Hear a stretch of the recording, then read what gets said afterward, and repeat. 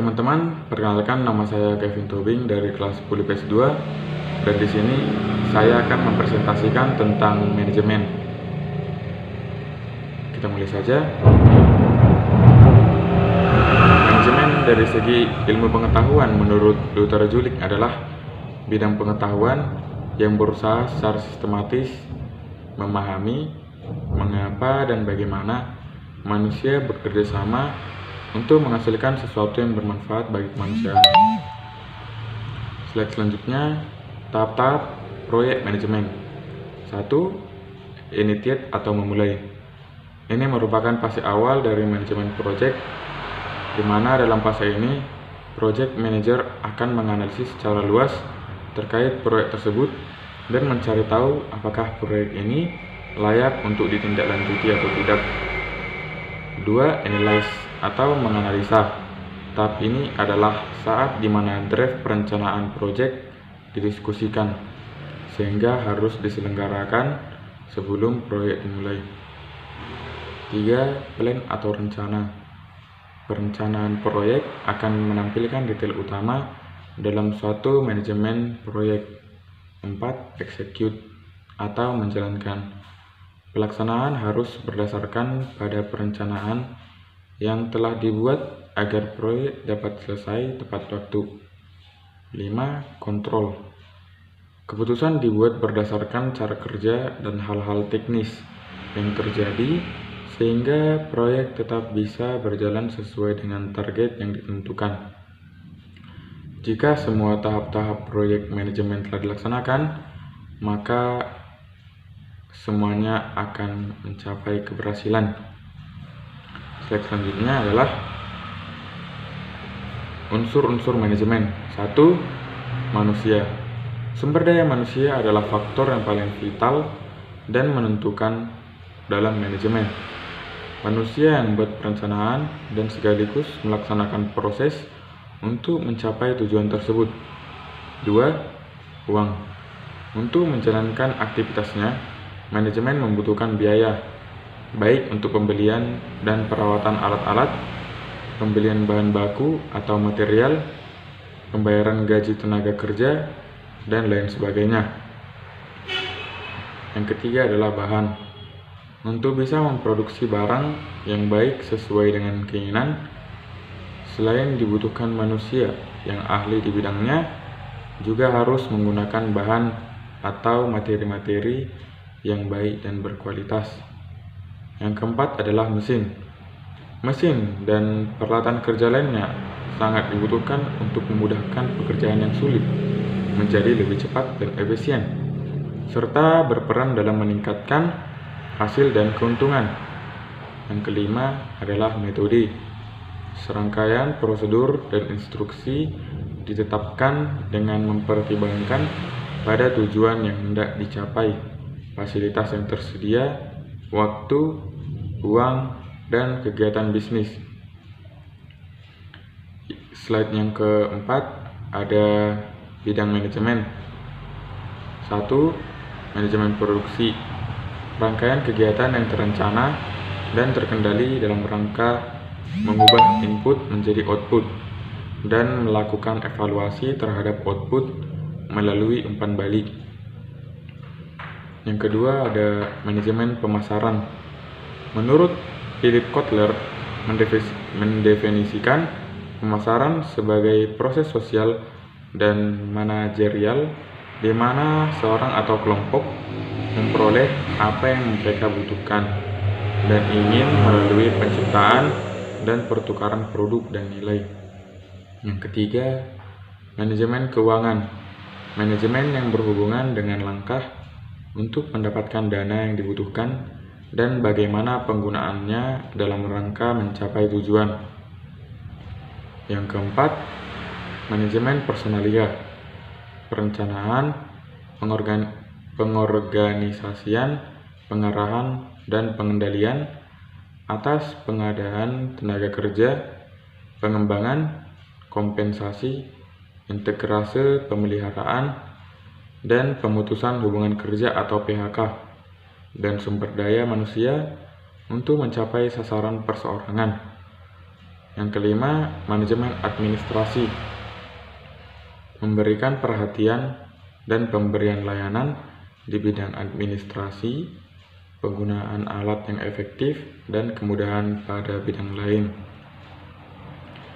Slide selanjutnya, saya akan mengambil perusahaan yang besar di Indonesia, yaitu PT Garuda Indonesia. Prinsip manajemennya: 1. Efisien dan efektif, yaitu bekerjasama dengan akurat, hemat, dan tepat waktu guna memberikan hasil yang berkualitas. 2. Loyalty, yaitu menjalankan tugas dengan penuh dedikasi dan tanggung jawab. 3. Customer centricity, melayani dengan tulus dan mengutamakan kepuasan pelanggan. 4. Honesty and openness, yaitu menjaga harkat dan martabat serta menghindarkan diri dari perbuatan tercela yang dapat merusak citra profesi dan perusahaan. 5. Integrity, yaitu menjunjung tinggi kejujuran, ketulusan, keterbukaan dengan tetap memperhatikan prinsip kehati-hatian. Slide selanjutnya adalah fungsi manajemen dari PT Garuda Indonesia. Yang pertama ada planning. Tujuan dan sasaran perusahaan dirumuskan dalam rencana strategi yang memuat tahapan-tahapan yang harus dicapai guna meraih sasaran-sasaran tahunan dan kembali mencapai pertumbuhan yang berarti. A. Survival. Alam pasar industri aviasi yang kompetitif dan agresif, perusahaan telah berhasil menjalankan strategi konsolidasi pada tahun 2006 dan strategi rehabilitasi pada tahun 2007 dengan hasil yang memuaskan. Dalam tahun pertama, kegiatan operasi dan manajemen ditata ulang agar kembali menjadi penerbangan yang tepat waktu dengan kualitas layanan yang prima, sedangkan aspek bisnis ditata ulang agar seluruh penerbangan menjadi positif. B. Turnaround.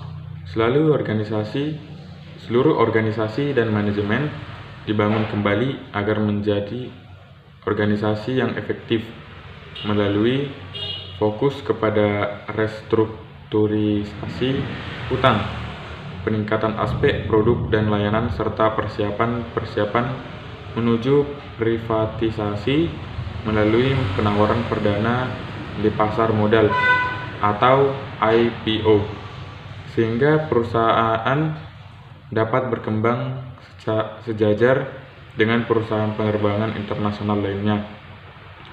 Bahkan setelah 3 tahun berturut-turut mengalami kerugian sejak tahun 2007, Garuda Indonesia mulai berhasil meraih keuntungan dan meletakkan dasar-dasar bagi pengembangan perusahaan ke depan.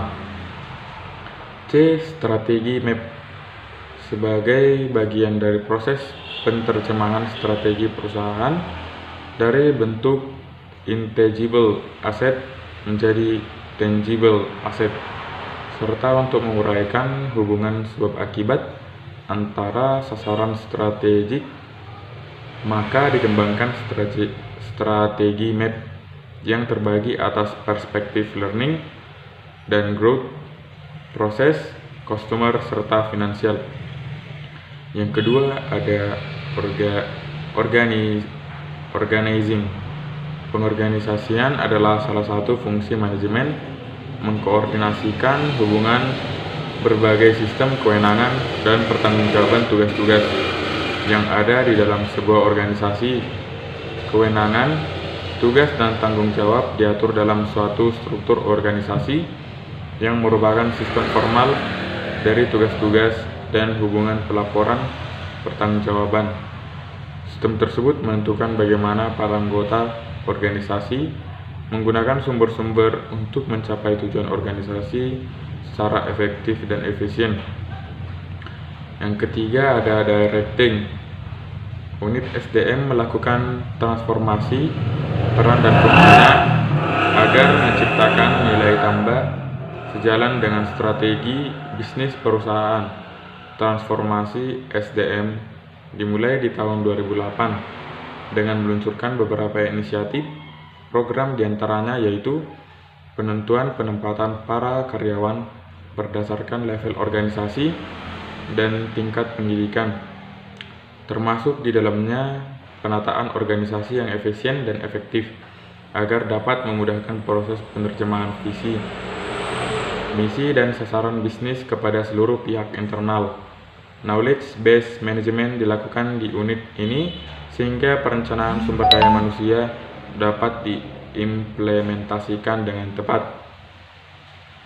Yang terakhir ada controlling, yaitu dalam menilai suatu kinerja perusahaan, PT Garuda Indonesia membuat suatu aplikasi yaitu ERP atau Enterprise Resource Planning, merupakan sebuah kerangka kerja perusahaan secara menyeluruh yang berhubungan dengan pemrosesan pesanan, penjualan tiket, manajemen dan pengendalian atau maintenance unit pesawat, perencanaan produksi dan distribusi jasa perusahaan, serta keuangan perusahaan. Garuda Indonesia sendiri tentunya telah menerapkan software khusus dalam merancang ERP perusahaan. Fungsi ERP dapat diuraikan sebagai berikut, yaitu A. Perencanaan produksi pada proses produksi. Jasa perusahaan ini telah didukung dengan perencanaan kebutuhan bahan baku perusahaan secara keseluruhan. B. Logistik terintegrasi. Kegiatan operasional perusahaan tidak dapat berjalan dengan baik jika tidak adanya logistik yang terintegrasi, yakni mulai dari yang berhubungan dengan produksi, jasa, layanan, hingga kepada produk turunan perusahaan. C. Akuntansi dan keuangan semua dana untuk kegiatan operasional PT Garuda Indonesia. D. Sumber daya manusia, kegiatan operasional PT Garuda Indonesia. Sekian dari presentasi tentang manajemen saya. Terima kasih. Peace.